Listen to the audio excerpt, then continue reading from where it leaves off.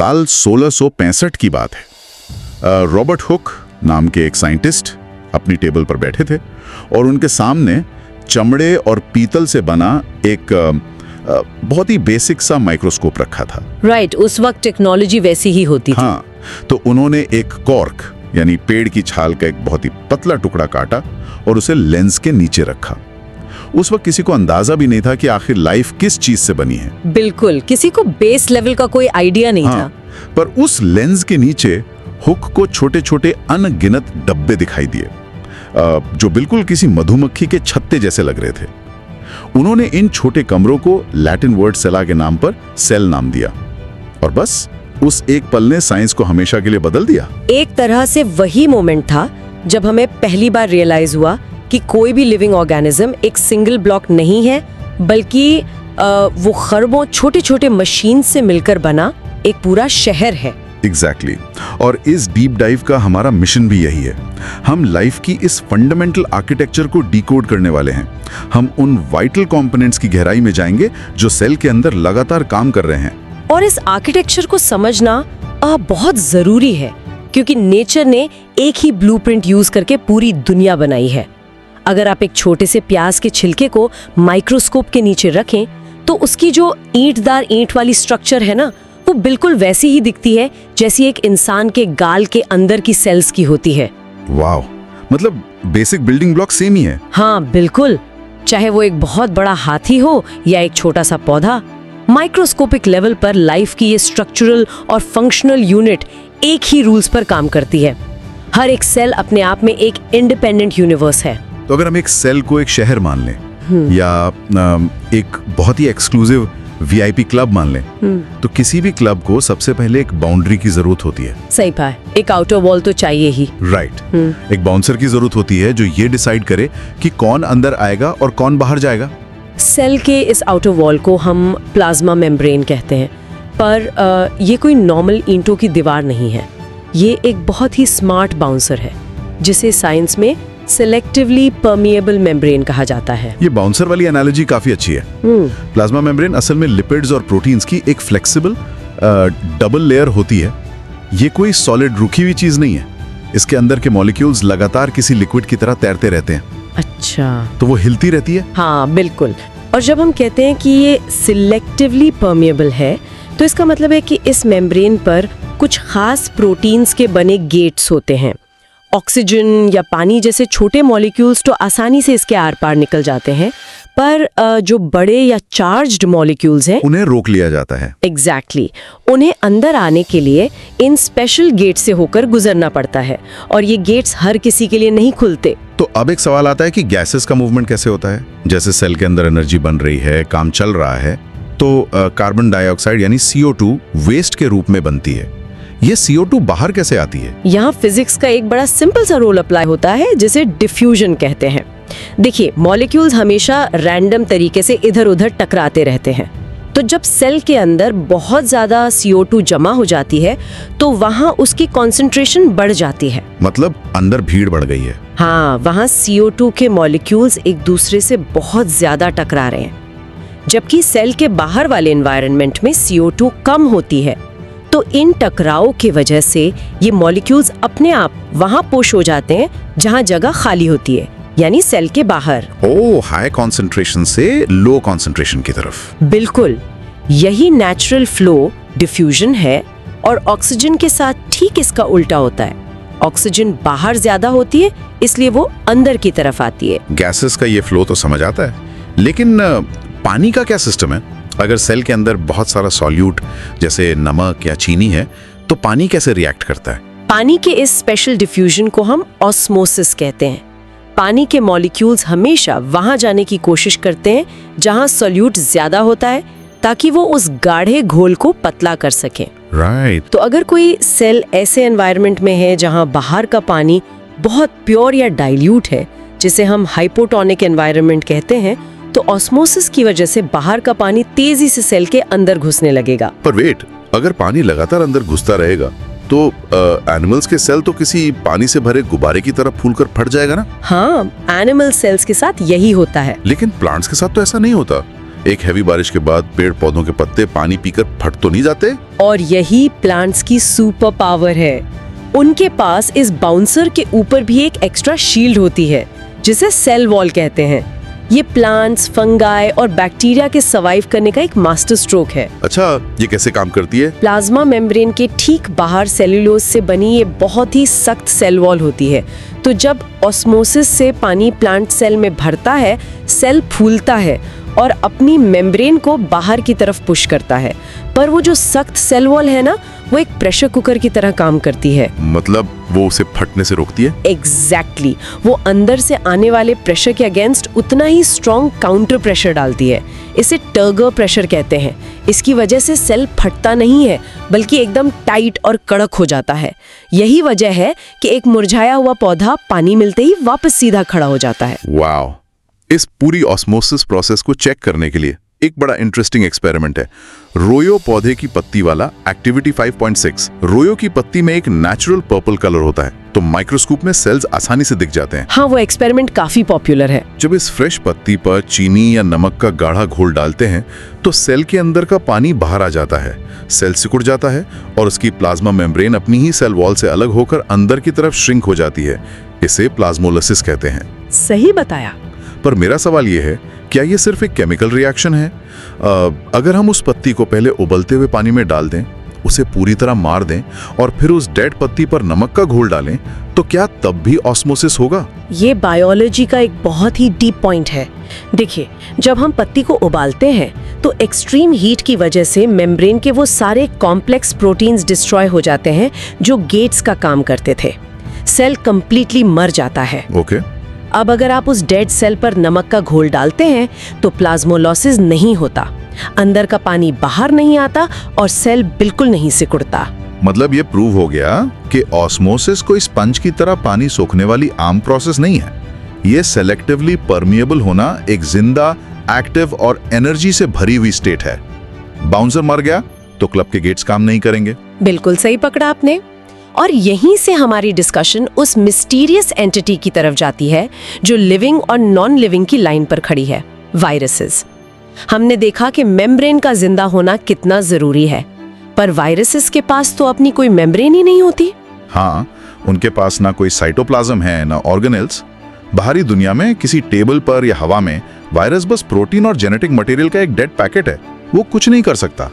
Right. पर जैसे ही वो किसी इंसान या प्लांट के लिविंग सेल के कांटेक्ट में आता है और उसकी प्लाज्मा मेम्ब्रेन को क्रॉस करके अंदर घुसता है, वो अचानक एक जिंदा चीज की तरह बिहेव करने लगता है। क्योंकि वायरस असल में उस लिविंग सेल की पूरी इंटरनल मशीनरी को हैक कर लेता है। वो होस्ट सेल के रिसोर्सेज का यूज करके अपनी खुद की हजारों कॉपीज बनाने लगता है। इससे हमें समझ आता है कि लाइफ के लिए बाउंसर यानी मेम्ब्रेन का होना सिर्फ सिक्योरिटी नहीं है, इसी मेम्ब्रेन के अंदर वो कंट्रोल्ड एनवायरनमेंट बनता है जहां लाइफ पॉसिबल हो पाती है। तो अगर मेम्ब्रेन ने एक सेफ एनवायरनमेंट बना दिया है, तो अब सवाल यह है कि इस बड़े से शहर में ऑर्डर्स कहां से आ रहे हैं? फैसले कौन ले रहा है?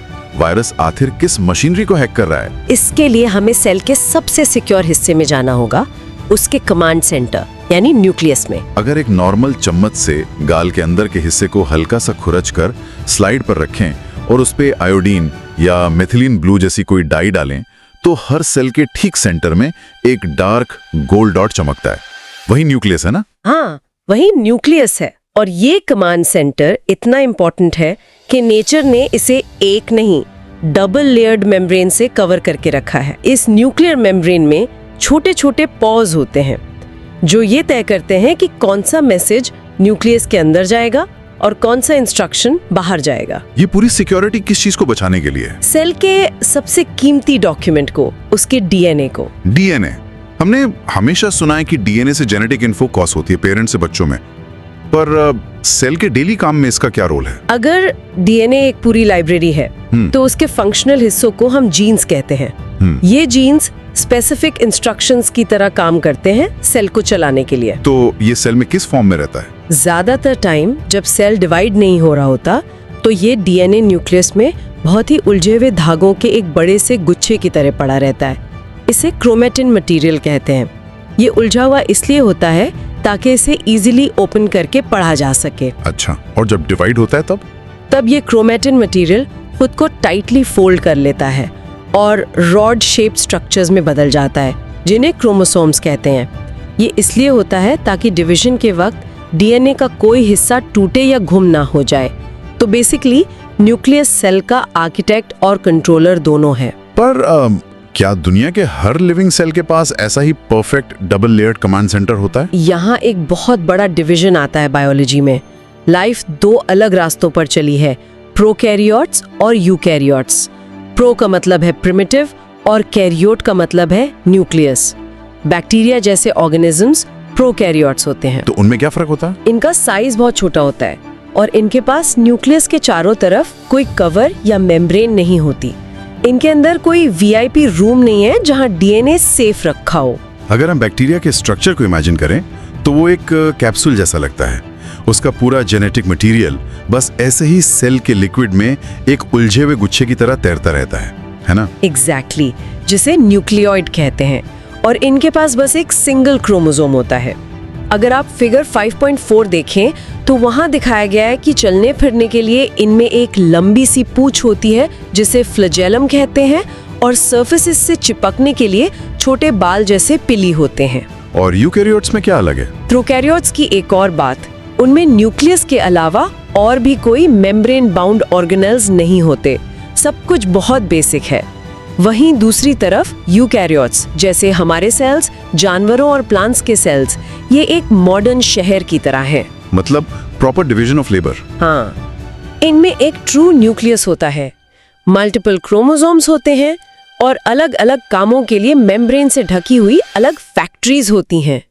यूकैरियोट्स ने अपने अंदर की जगहों को अलग अलग कमरों में बांट लिया है ताकि कॉम्प्लेक्स रिएक्शंस एक साथ बिना क्लैश हुए चल सकें। बिल्कुल सही। तो अब हमें पता है कि न्यूक्लियस के पास ब्लूप्रिंट है, पर उस ब्लूप्रिंट का होता क्या है? इंस्ट्रक्शंस तो मिल गए, लेकिन सेल में चीजें आखिर बनती कहाँ हैं? इसके लिए हमें न्यूक्लियस से बाहर आकर उस जेली जैसे लिक्विड में आना पड़ेगा जो पूरे सेल में भरा होता है, जिसे साइटोप्लाज्म कहते हैं। इसी साइटोप्लाज्म में सेल की सारी हैवी मशीनरी, सारे ऑर्गेनेल्स तैरते रहते हैं। अगर हम किसी प्रोटीन के बनने की जर्नी ट्रैक करें तो कैसा दिखेगा? मान लीजिए न्यूक्लियस ने ऑर्डर दिया कि एक स्पेशल प्रोटीन बनाना है। ये इंस्ट्रक्शन न्यूक्लियस के पोर से बाहर निकलता है और पहली फैक्ट्री में पहुंचता है, जिसका नाम है एंडोप्लास्टिक रेटिकुलम या शॉर्ट में ईआर। ये ट्यूब्स और शीट्स का एक बहुत ही बड़ा और कॉम्प्लेक्स नेटवर्क है और ये दो टाइप का होता है। पहला है रफ ईआर। अगर इसे माइक्रोस्कोप में देखें तो इसकी सरफेस खुरदरी लगती है, और वो खुरदरापन इसलिए होता है क्योंकि उस पर छोटे छोटे राइबोसोम्स चिपके होते हैं। एग्जैक्टली। और ये राइबोसोम्स ही वो मेन वर्कर्स हैं जो न्यूक्लियस से आए मैसेज को पढ़ते हैं और अमीनो एसिड्स को जोड़ जोड़कर प्रोटीन तैयार करते हैं। पर रफ ईआर सिर्फ इन वर्कर्स को बैठने की जगह नहीं देता। ओह, इसका और भी काम है? हाँ, ये एक क्वालिटी कंट्रोल चेक पॉइंट भी है। जब राइबोसोम एक सीधा प्रोटीन बनाता है तो रफ ईआर उसे अंदर खींचकर एक स्पेसिफिक 3D शेप में फोल्ड करता है। अगर कोई प्रोटीन गलत फोल्ड हो जाए तो ईआर उसे वहीं रोक देता है। बड़ी स्ट्रिक्ट चेकिंग चल रही है। और दूसरा ईआर कौन सा है? दूसरा है स्मूथ ईआर। इस पे राइबोसोम्स नहीं होते तो ये एकदम चिकना होता है। इसका काम प्रोटीन बनाना नहीं है, बल्कि ये फैट्स और लिपिड्स बनाता है। इन लिपिड्स और प्रोटीन्स की लगातार जरूरत क्यों पड़ती है सेल को? क्योंकि सेल को अपना बाउंसर यानी प्लाज्मा मेम्ब्रेन को रिपेयर करना होता है। मेम्ब्रेन लगातार काम करती है, टूटती है, तो ये नए लिपिड्स उसे वापस ठीक करते हैं। इस प्रोसेस को मेम्ब्रेन बायोजेनेसिस कहते हैं। इसके अलावा स्मूथ ईआर एनिमल्स के लिवर सेल्स में पॉइजन्स और ड्रग्स को डिटॉक्सिफाई भी करता है। कमाल है। तो रफ ईआर ने प्रोटीन बनाया और स्मूथ ईआर ने लिपिड्स। पर ये सारा सामान अपनी फाइनल डेस्टिनेशन तक कैसे जाएगा? एक पैकेजिंग और डिलीवरी डिपार्टमेंट तो होना चाहिए ना? बिल्कुल होना चाहिए, और वही डिपार्टमेंट है गोल्जी एपरेटस। ये सेल का पैकेजिंग और डिस्पैच सेंटर है। इसका स्ट्रक्चर फ्लैट थैलियों जैसा होता है जो एक के ऊपर एक रखी होती हैं, जिन्हें सिस्टर्न्स कहते हैं। राइट। ईआर में जो भी बनता है वो छोटी थैलियों यानी वेसिकल्स में पैक करके गोल्जी के पास भेजा जाता है। गोल्जी उन्हें अंदर लेता है, थोड़ा मॉडिफाई करता है, जैसे प्रोटीन पर शुगर टैग लगाना, और फिर नई थैलियों में पैक करके सही जगह भेज देता है। गोल्जी अपैरेटस के काम करने का तरीका तो अमेजिंग है ही, पर यार इसकी डिस्कवरी की कहानी भी बहुत इंस्पायरिंग है। कैमिलो गोल्जी की कहानी, जो इटली के एक डॉक्टर थे। हाँ, वो स्टोरी बहुत इंटरेस्टिंग है। उनके पास कोई फैंसी लैब नहीं थी। बिल्कुल नहीं। 1843 में पैदा हुए गोल्जी ने एक क्रॉनिक डिजीज हॉस्पिटल की किचन को ही अपनी लैब में बदल लिया था। रिसोर्सेज नहीं थे, पर पैशन बुरा था। वेट, हॉस्पिटल की किचन में? हाँ, उस वक्त सबसे बड़ी प्रॉब्लम ये थी कि माइक्रोस्कोप में नर्व सेल्स क्लियर नहीं दिखते थे, सब कुछ ट्रांसपेरेंट लगता था। तो उस किचन लैब में गोल्जी ने एक नई स्टेनिंग टेक्निक खोजी, जिसे ब्लैक रिएक्शन नाम दिया गया। ओह, सिल्वर नाइट्रेट वाली टेक्निक। एग्जैक्टली। उन्होंने सिल्वर नाइट्रेट का एक वीक सोल्यूशन यूज किया। इसने सारे सेल्स को कलर नहीं किया, बल्कि सिर्फ 1% नर्व सेल्स के साथ रिएक्ट करके उन्हें पूरा ब्लैक कर दिया, जबकि बैकग्राउंड येलो रहा। इस कॉन्ट्रास्ट की वजह से पहली बार नर्व सेल्स का पूरा स्ट्रक्चर इंसानों को दिखा। और बाद में सैंटियागो रामोन ये कजाल ने इसी टेक्निक से ब्रेन का मैप बनाया और दोनों को 1906 में नोबेल प्राइज मिला, है ना? सही जवाब। और गोल्जी की इसी मेहनत को ऑनर करने के लिए सेल के इस पैकेजिंग डिपार्टमेंट का नाम गोल्जी अपैरेटस रख दिया गया। क्या बात है। अगर हम इस पूरे डिस्कशन को सम अप करें तो हमें एक बहुत ही बिजी और ऑर्गेनाइज्ड शहर दिखता है। पहले वो समझदार बाउंसर प्लाज्मा मेम्ब्रेन, जो तय करता है कि ऑस्मोसिस के थ्रू बैलेंस कैसे बनेगा। फिर हमने न्यूक्लियस का सिक्योर किला देखा, जहां डीएनए ब्लूप्रिंट सेफ रखा है। और उसके बाद साइटोप्लाज्म की वो बड़ी फैक्ट्रीज ईआर, जहां कच्चा माल बनता है, और गोल्जी अपैरेटस जो उसे पैक करके डिस्पैच करता है। सोचने वाली बात यह है कि जब कोई इंसान आईने में खुद को देखता है तो वो एक सिंगल ऑर्गेनिज्म नहीं देख रहा, वो असल में खरबों छोटे शहरों का एक ग्रुप देख रहा है, जो लगातार बिना रुके परफेक्ट सिंक में काम कर रहे हैं। बिल्कुल। हमारे बोलने से लेकर सोचने तक सब कुछ इन्हीं सेल्स के केमिकल रिएक्शंस का रिजल्ट है। इस आर्किटेक्चर को देखने के बाद एक बहुत ही गहरा सवाल दिमाग में आता है, जैसे हमने शुरू में वायरस की बात की थी। हाँ, कि जब तक वो बाहर है, डेड है। तो क्या लाइफ सिर्फ कार्बन और प्रोटीन्स का आपस में टकराना है, या फिर लाइफ का असली राज इन माइक्रोस्कोपिक बाउंड्रीज, इन मेम्ब्रेन्स के अंदर छुपा है, जो इस क्योटिक दुनिया में एक ऑर्डर बनाती हैं? क्या ये एक आउटर वॉल ही है जो केमिकल्स को लाइफ की पहली धड़कन देती है? ये वाकई में एक ऐसा सवाल है जिस पर हर किसी को थोड़ा रुक कर खुद सोचना चाहिए। Hello students, welcome to the session. Imagine कीजिए आप एक छोटे से कॉर्क के टुकड़े को देख रहे हैं। बाहर से देखने पर यह बस एक बेजान लकड़ी लगती है, राइट? बिल्कुल, एकदम नॉर्मल सी लकड़ी। हाँ, लेकिन जब आप इसे एक कांच के लेंस के नीचे रखते हैं ना, तो अचानक एक पूरी नई दुनिया खुल जाती है। मतलब एक ऐसी दुनिया जो किसी मधुमक्खी के छत्ते जैसी दिखती है, जिसमें अनगिनत छोटे छोटे कमरे हैं। एग्जैक्टली। और ये सिर्फ एक विजुअल नहीं है, ये वो ऐतिहासिक पल है जब इंसान ने पहली बार ये समझा कि हमारी जिंदगी असल में किन ईंटों से बनी है। सही कहा। और स्टूडेंट्स, आज हम सिर्फ थ्योरी रटने नहीं वाले हैं। हमने आप लोगों के लिए एक बहुत ही पावरफुल और इंटरैक्टिव MCQ क्विज तैयार किया है, जिसका नाम है journey to the centre of the cell. और इस 10 स्टेप वाले माइक्रोस्कोपिक नॉलेज चैलेंज में हमारा मिशन सिर्फ ये रटना नहीं है कि सेल के अंदर क्या है। हमारा असली मकसद है सेल बायोलॉजी को गहराई से समझना, वो भी एक मजेदार टेस्ट के जरिए। बिल्कुल। तो रूल्स बहुत सिंपल हैं। हर सवाल के बाद हम आपको सोचने के लिए 3 से 5 सेकंड का टाइम देंगे। आपको अपना आंसर दिमाग में लॉक करना होगा, राइट? हाँ, और फिर हम उस आंसर के पीछे की असली साइंस को डिकोड करेंगे। तो क्या सब लोग तैयार हैं? मुझे तो लगता है सब एकदम रेडी हैं। तो चलिए कहानी की शुरुआत बिल्कुल बेसिक से करते हैं, जहां से ये सब शुरू हुआ कि आखिर हमने कोशिका यानी सेल को पहली बार देखा कब? राइट, सबसे पहला कदम। हाँ, तो स्टूडेंट्स, ये रहा आपका क्वेश्चन नंबर 1। 1665 में यानी 1665 में खुद के बनाए माइक्रोस्कोप से कॉर्क की पतली परत की जांच करके सबसे पहले कोशिकाओं की खोज किसने की थी? ध्यान से सुनिएगा। आपके ऑप्शंस हैं option A Camillo Golgi, option B Robert Hooke, option C Santiago Ramon y Cajal, या फिर ऑप्शन डी चार्ल्स डार्विन। आपका टाइम स्टार्ट होता है अब। अपना आंसर सोच लीजिए। 1, 2, 3, 4, 5। Time up. तो सही जवाब क्या है? अगर आप लोगों ने ऑप्शन बी चुना है, रॉबर्ट हुक, तो congratulations, correct answer option B ही है। Great job. लेकिन यहाँ मुझे हमेशा एक बात बहुत इंटरेस्टिंग लगती है मतलब 1665 में कोई एडवांस्ड लैब तो थी नहीं। बिल्कुल नहीं। उनका जो माइक्रोस्कोप था वो एकदम बेसिक था। रोशनी के लिए भी वो तेल के लैंप का इस्तेमाल करते थे। तो क्या रॉबर्ट हुक ने सच में एक जिंदा सेल को काम करते हुए देखा था? ये बहुत ही बढ़िया सवाल है और स्टूडेंट्स, इसका जवाब है नहीं। ओह अच्छा। हाँ, क्योंकि कॉर्क असल में पेड़ की छाल का एक डेड या मृत हिस्सा होता है। तो हुक ने जो देखा वो जिंदा सेल्स नहीं थे। अंदर का सारा जो लिविंग मटेरियल होता है ना, जिसे हम साइटोप्लाज्म कहते हैं, वो पूरी तरह सूख चुका था। मतलब उन्होंने सिर्फ बाहरी ढांचा देखा था। एग्जैक्टली। उन्होंने सिर्फ सेल्स की बाहरी कठोर दीवारों को देखा था, खाली कमरों का एक ढांचा। और क्योंकि वो छोटे खाली कमरे उन्हें किसी मोनेस्ट्री में भिक्षुओं के रहने वाले कमरों की याद दिला रहे थे, जिन्हें लैटिन में सेलुला कहते हैं, इसलिए उन्होंने इन्हें सेल्स नाम दिया। वाह, तो ये ऐसा था जैसे किसी डिजिटल तस्वीर का सबसे पहला पिक्सल खोजना, भले ही वो पिक्सल उस वक्त ऑफ या डेड था। बिल्कुल परफेक्ट एनालॉजी है। तो चलिए इसी दीवार से जुड़ा हमारा अगला चैलेंज देखते हैं। Question number 2।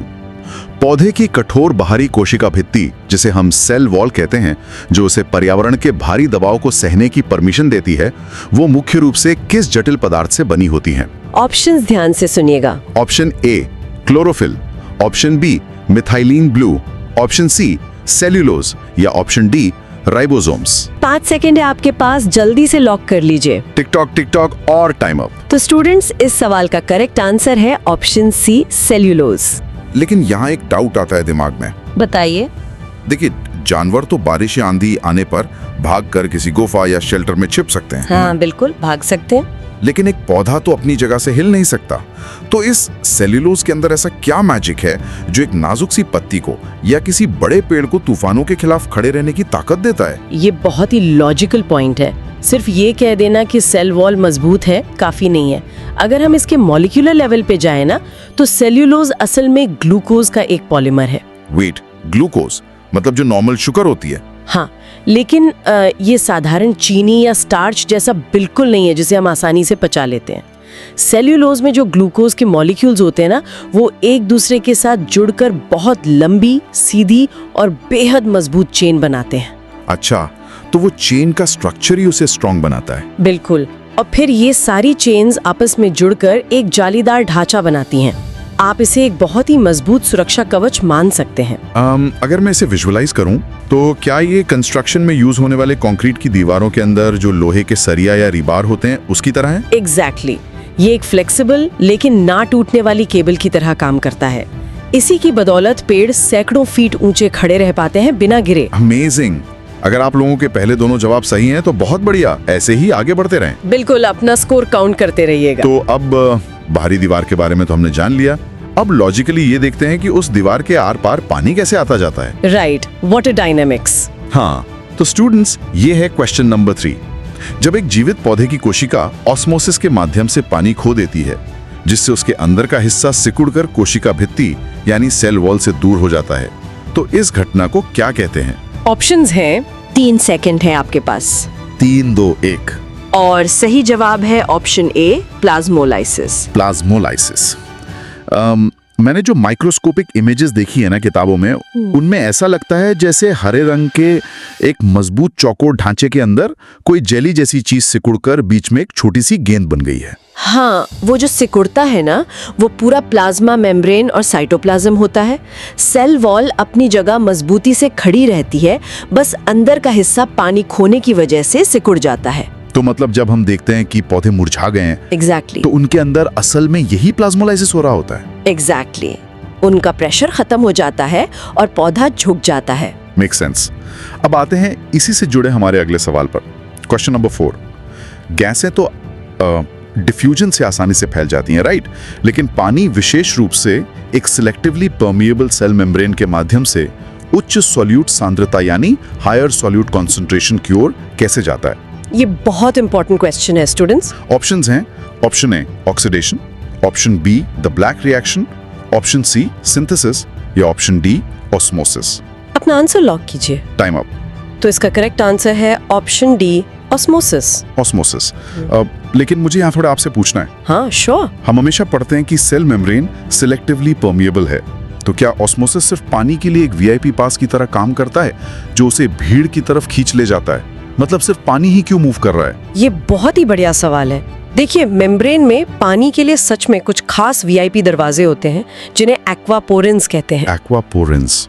हाँ, ये छोटे चैनल्स होते हैं जो सिर्फ पानी को आर पार जाने देते हैं। अब जो सोल्यूट हैं जैसे नमक या चीनी, उनके मॉलिक्यूल्स इतने बड़े होते हैं कि वो इस दरवाजे से निकल ही नहीं पाते। ओह, तो सोल्यूट अंदर फंसा रहता है। बिल्कुल। तो नेचर क्या करती है? बैलेंस बनाने के लिए पानी को उस तरफ धकेलने लगती है जहाँ सोल्यूट ज्यादा है, ताकि कंसंट्रेशन बराबर हो सके। अरे वाह, तो ये पूरी तरह से फिजिक्स और बैलेंस का खेल है जो बायोलॉजी में चल रहा है। एग्जैक्टली। ग्रेट। तो स्टूडेंट्स, मुझे लगता है वाटर डायनेमिक्स तो एकदम क्लियर हो गया। अब सेल के थोड़ा और अंदर चलते हैं जहां असली कंस्ट्रक्शन का काम होता है। सेल की फैक्ट्रीज। यस। तो क्वेश्चन नंबर 5, एंडोप्लाज्मिक रेटिकुलम यानी ER एक निर्माण सेल के रूप में काम करता है, लेकिन किन जुटी हुई संरचनाओं के कारण रफ ER माइक्रोस्कोप के नीचे खुरदुरा या रफ दिखता है? ये बहुत ही कॉमन लेकिन इम्पोर्टेंट सवाल है। आपके ऑप्शंस हैं option A ribosomes, option B chloroplasts, option C genes या ऑप्शन डी वेसिकल्स।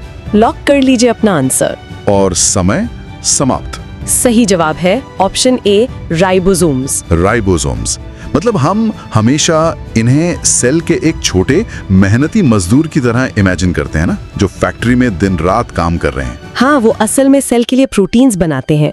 ER के ऊपर ये छोटे छोटे डॉट्स की तरह चिपके होते हैं और इसी वजह से वो सरफेस रफ दिखती है। और ये प्रोटीन्स बनाना बहुत जरूरी है क्योंकि सेल का हर हिस्सा लगभग उसी से बनता है। बिल्कुल।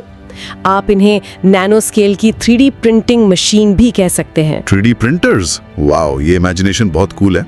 तो अब जब प्रोटीन्स बन गए तो उनका आगे क्या होता है? ये हमारा अगला सवाल है। चलिए देखते हैं।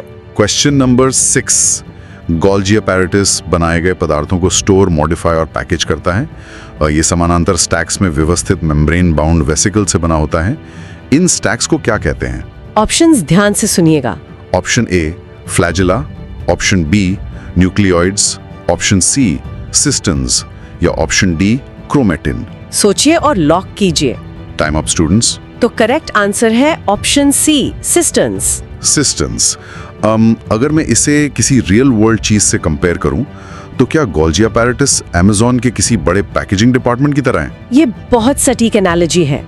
जो प्रोटीन्स रफ ER से बनकर आते हैं ना, गोल्जी उन्हें रिसीव करता है, फिर इन सिस्टर्न्स के अंदर उन पर टैग्स लगाए जाते हैं। टैग्स? मतलब शिपिंग लेबल की तरह? एग्जैक्टली। एक शुगर का मॉलिक्यूल चिपका देते हैं जिससे सेल को पता चल जाता है कि इस पार्सल को सेल के अंदर कहाँ भेजना है या सेल के बाहर भेजना है। Mind blowing. एक माइक्रोस्कोपिक अमेज़न वेयरहाउस सेल के अंदर चल रहा है। बिल्कुल। स्टूडेंट्स, याद रखें, ये बहुत ही महत्वपूर्ण सवाल हैं।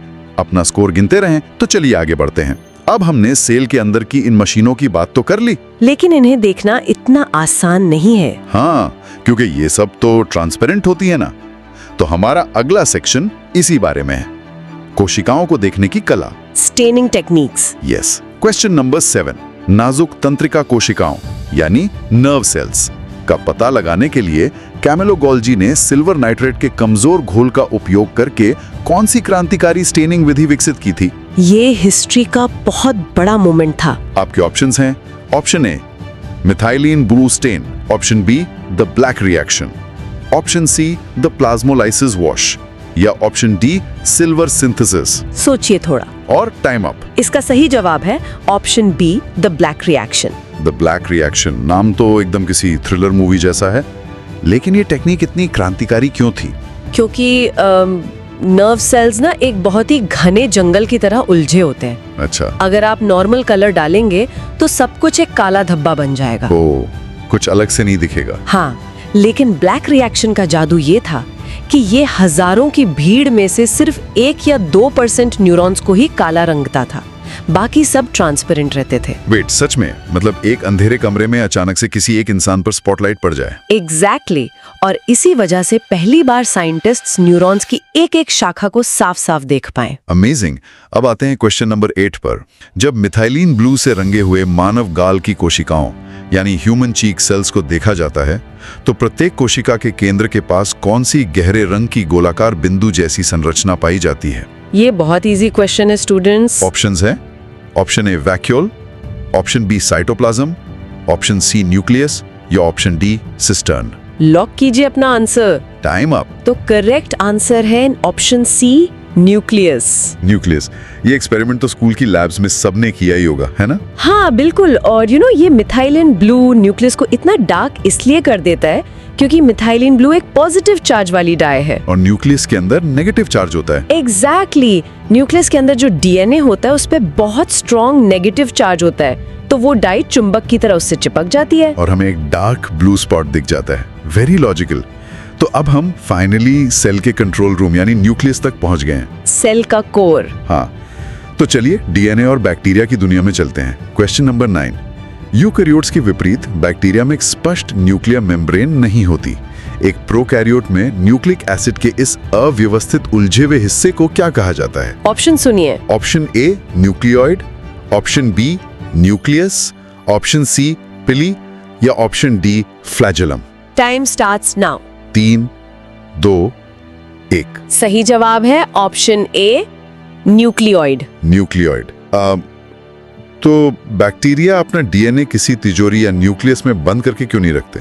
वो ऐसे ही खुले में क्यों पड़ा होता है? क्योंकि बैक्टीरिया को बहुत तेजी से अपनी संख्या बढ़ानी होती है। अगर डीएनए खुले में है तो उसे पढ़ने और प्रोटीन बनाने का काम बहुत फास्ट हो जाता है। कोई दीवार नहीं तो कोई रुकावट नहीं। ओह, मतलब स्पीड और एफिशिएंसी के लिए उन्होंने न्यूक्लियस बनाया ही नहीं। बिल्कुल सही। Make sense. तो अब हम आते हैं आज के हमारे आखिरी मेंटल चैलेंज पर। Question number 10। केंद्रक के अंदर डीएनए कोशिका के ब्लूप्रिंट के रूप में काम करता है, जिसमें कोशिका निर्माण के निर्देश होते हैं। डीएनए के इन कार्यात्मक खंडों यानी फंक्शनल सेगमेंट्स को क्या कहा जाता है? लास्ट क्वेश्चन है students. Option A chromatin material, option B eukaryotes, option C genes या ऑप्शन डी ऑर्गेनेल्स। सोचकर लॉक कीजिए। और टाइम अप। तो इस आखिरी सवाल का करेक्ट आंसर है ऑप्शन सी, जीन्स। हम अक्सर कहते हैं ना कि ये तो उसके जीन्स में है। तो बेसिकली डीएनए और जीन में यही फर्क है कि जीन वो स्पेसिफिक हिस्सा है जो किसी खास काम का कोड लिए होता है। एग्जैक्टली।